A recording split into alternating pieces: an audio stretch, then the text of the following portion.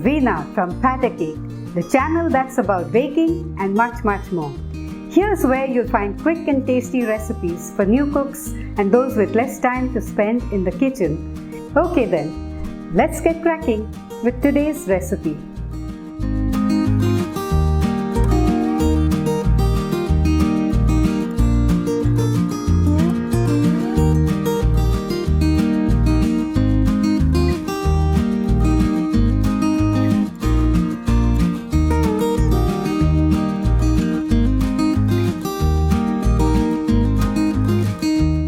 Welcome back.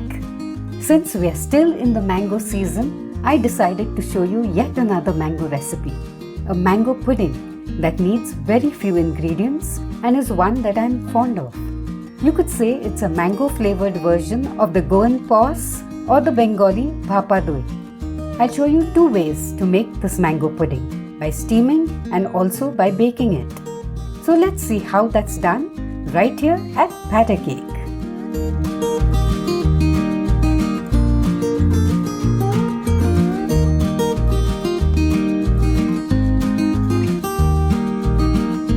To make today's tasty mango pudding, we'll need hung curd, milk powder, mango puree, powdered sugar and some chopped almonds and pistachios. We'll begin by preparing around 1 cup of hung curd from 1 1/4 cups of fresh full-fat yogurt. You could also use plain yogurt in this recipe. Let's transfer the yogurt to a sieve and let the excess whey drain off into the bowl below. We'll move this to the fridge and let the whey drain off for an hour.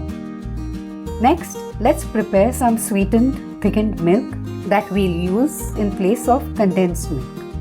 If you want, you could use half a cup of condensed milk and 2 tablespoons of regular milk instead.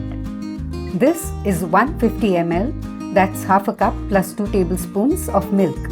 I'm using toned milk, but you could use skimmed milk or whole milk. It doesn't matter which milk you use. And this is half a cup of milk powder. Let's mix the milk powder with a few tablespoons of milk till we get a smooth slurry.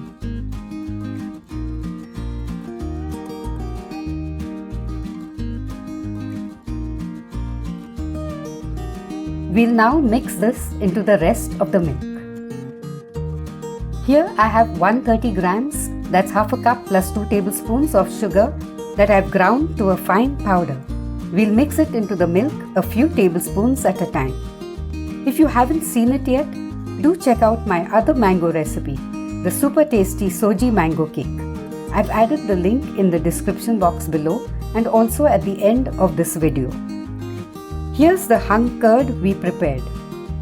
The nutritious whey that has drained out of it can be used in dals, soups and other dishes.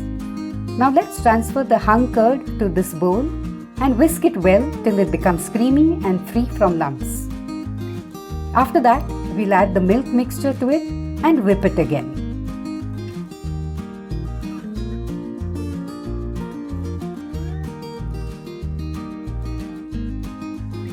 This is half a cup of thick mango puree that I got from around 1 1/2 medium-size Alfonso mangoes.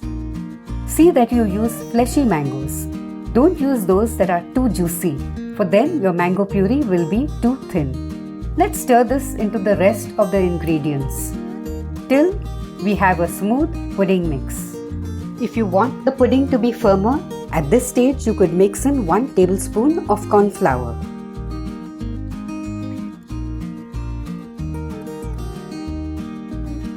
I'll steam part of the mix in these steel vatis and bake the remaining in ceramic ramekins.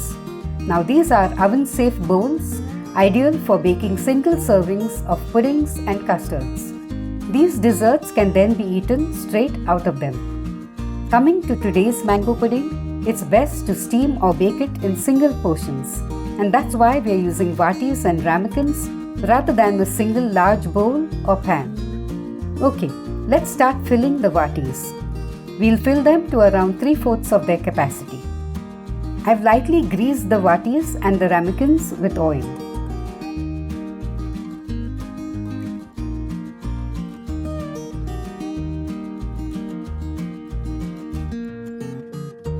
Now let's fill the ramekins. Instead of ramekins, you could also use vatis or small oven-safe bowls. I've filled 3 ramekins and 2 vatis. Let's tap them all lightly to level their tops. I'll do something different with these vatis later on. But now I'll add a topping of chopped nuts to the pudding mix in the ramekins. I'll place the ramekins in a baking pan with enough water to reach halfway up their sides and then move the pan to my preheated oven. I'll bake the pudding at 180 degrees centigrade for around 45 minutes. The vatis will have to be covered to prevent the condensed steam from the steamer from falling into the pudding mix. So I'm covering them with aluminium foil. But you could also use a plastic sheet secured with a rubber band or a metal lid instead. The water in this vessel has just come to a boil. I'll put a steel plate on the ring inside and then place the vatis on it. Finally, I'll cover the vessel and let the pudding steam for around 25 to 30 minutes. That's how long it will take to set. After 30 minutes, here's the steamed pudding. I'll let this cool to room temperature and then chill it in the fridge.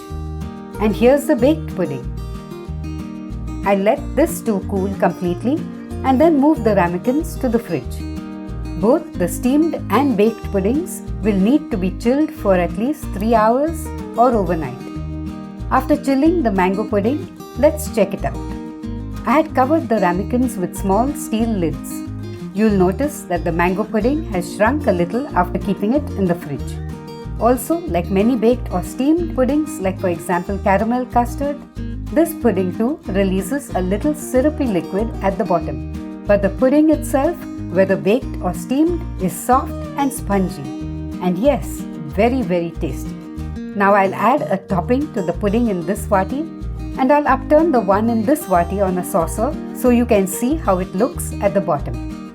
Here's our steamed pudding.